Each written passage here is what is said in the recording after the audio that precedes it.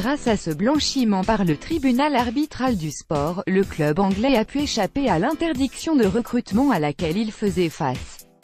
Pep Guardiola peut donc souffler, le manager des Citizens va pouvoir recruter cet été et renforcer son équipe, récente championne d'Angleterre, mais qui a encore échoué dans sa quête de gagner la Ligue des Champions en s'inclinant contre Liverpool au stade des quarts de finale.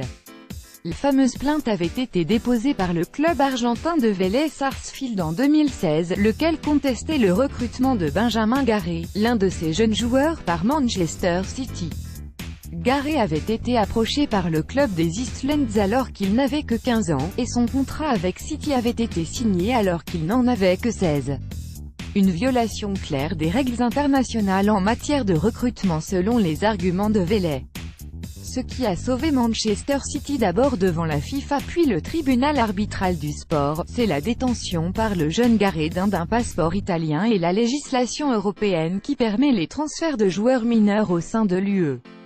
L'appel interjeté le 16 décembre 2016 par le club d'Atlético Vélez Sarsfield est rejeté, et la décision prise en première instance est donc confirmée, a indiqué l'ETA dans un communiqué publié ce mardi.